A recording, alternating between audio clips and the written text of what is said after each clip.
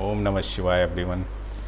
So today we will talk about a story which basically I heard about that story when I was in school in childhood, and I believe during most of our time in India, most of the people will have heard about this story.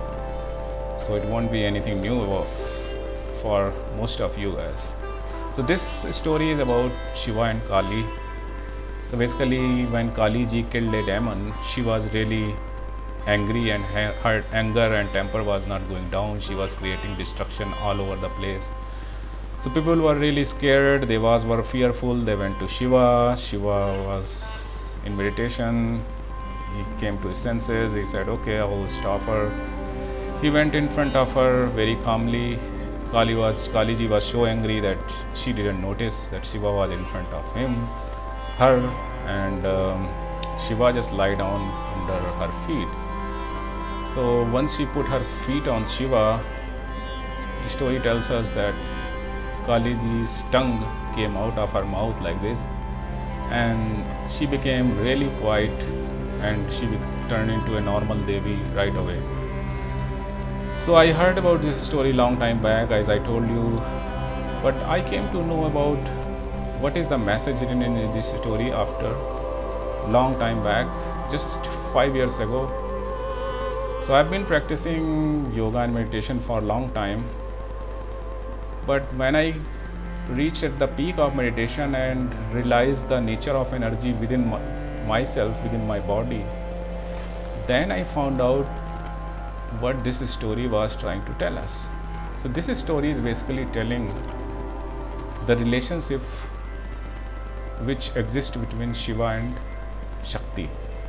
So basically, in this whole universe,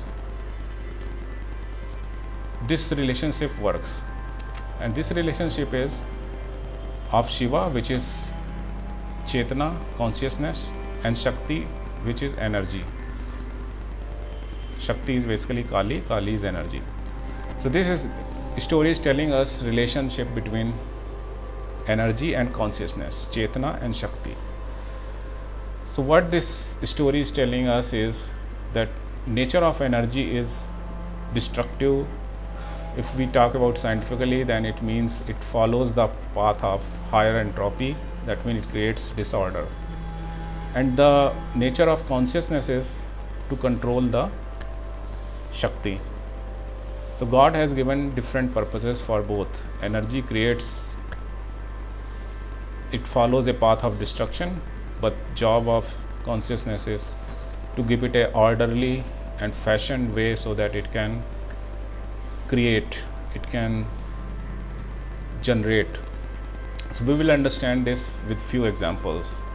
Many people who have background in science and engineering, they will know about nuclear energy. Basically, nuclear energy is such a powerful energy that if it is leave it on itself, it will destroy many cities, towns, countries. But if you use your consciousness and control this energy in nuclear power plant, then you can generate electricity, and electricity is beneficial for all of us. This is a very scientific example. Let us talk in layman language so that everyone can understand. So you take a pot, put on a stove, and start heating this pot. What will happen? The water will start turning into vapor. It will vaporize. This pot in which water is, it will start also burning down. It will become black dump until unless you go and turn off the knob using your consciousness. So here this is also example of consciousness controlling the energy. So you can find as many as example in universe which will show you the relationship between energy and consciousness. The best example is within our body. We eat, we exercise, and we generate energy within our body. But if our consciousness level is low, we won't be able to control that energy, and that energy will cause us mental problems, physical problems. We might get depressed. Sometimes people commit suicide. Why people want to hang themselves, cut themselves, or cause damage to himself or other people? Because their consciousness has become so low because of lifestyle or some other reasons, that they are not able to control the energy which is being produced naturally in their body. So they do many bad things, they even commit suicide. Just think about why someone will kill himself, because his consciousness level is so low, his chetana level is so low, that energy shakti want to just come out of the body, and it will force your body parts to hang yourself or cut body parts or whatever. I mean, I don't want to talk about those bad things, but they will do lot of bad things. If not suicide, then they will go for drug abuse or many other nasty things. God save us, all of us, from those. So basically, that's where role of yoga and meditation comes. By energy and eating, living well, you can generate very good amount of energy in your body.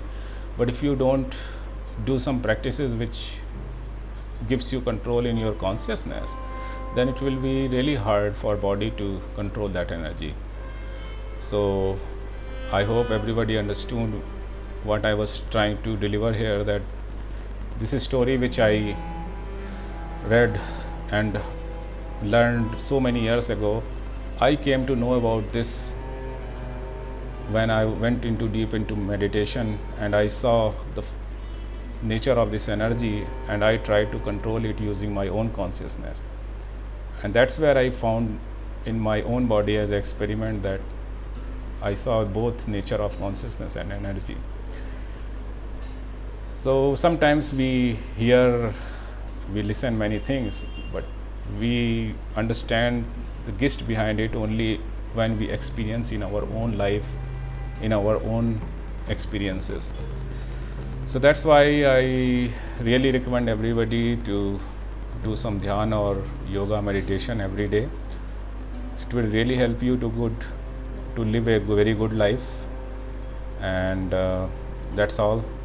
Thanks for watching. If you have any more questions, if you want to know about any more phenomena, yoga, meditation, about any story, then please write on comment box. I will answer your all the queries with whatever knowledge I have gained from the word and from my own body and my own experiments with the meditation and yoga. Om Namah Shivaya.